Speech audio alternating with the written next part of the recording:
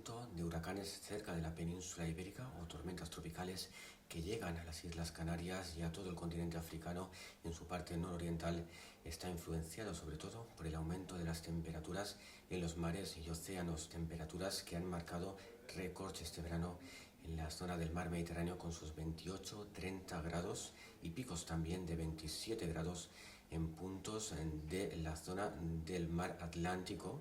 en la zona donde baña la península ibérica. Esta subida de las temperaturas en los mares y sobre todo océanos puede estar implicando que cada vez más los huracanes y las tormentas tropicales que se producen en la zona del Caribe puedan rebasar la zona de la península ibérica, como ya hemos visto durante estas últimas décadas, y el caso de Hermine es un testimonio del calentamiento de estas aguas, a la vez que también se calienta las zonas continentales y las atmósferas, fruto de esa ondulación del vórtice polar ártico. Tenemos que trasladarnos a escenarios globales para entenderlo un poco más. La banquisa ártica o el vórtice polar ártico es el que se está debilitando por ese calentamiento global durante tantas décadas. Eso produce que el frío ártico cada vez sea más intenso, aunque afecte a zonas más restringidas en su viaje hacia latitudes medias. Es posible que estemos hablando de un escenario enfocado al cambio climático, aunque es un poco muy pronto para hablar de escenarios proclives al cambio climático, pero lo que sí que parece indicar es que estas masas de frío que se desprenden desde este vórtice polar ártico puede estar causando que en su contraste con el mar Mediterráneo cálido o océano Atlántico cálido contraste y forme estas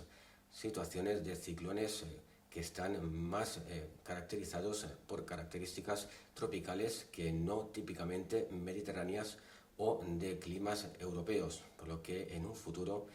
tendremos que analizar la situación científicamente hablando, porque los gráficos ya muestran esa tendencia al aumento de las temperaturas, tanto en el mar Mediterráneo como también en el Atlántico. Mostramos la gráfica, en este caso el rojo sería el mar Mediterráneo, que ha aumentado esos picos a casi 30 grados, y también en la zona del Atlántico, que tienen unos picos entre 26 y 27, por lo cual es un escenario proclive para poder en los próximos años generar estas situaciones típicas de ciclones que puedan trascender a calidad tropical, y también huracanes que pueden incluso entrar en la península ibérica o las Islas Canarias. Es un futuro un poco incierto porque todavía no se puede enfocar, repito, al cambio climático porque es un poco pronto y la ciencia de la meteorología avanza muy lento. Tenemos que esperar a más fenómenos o acontecimientos meteorológicos semejantes a este para poder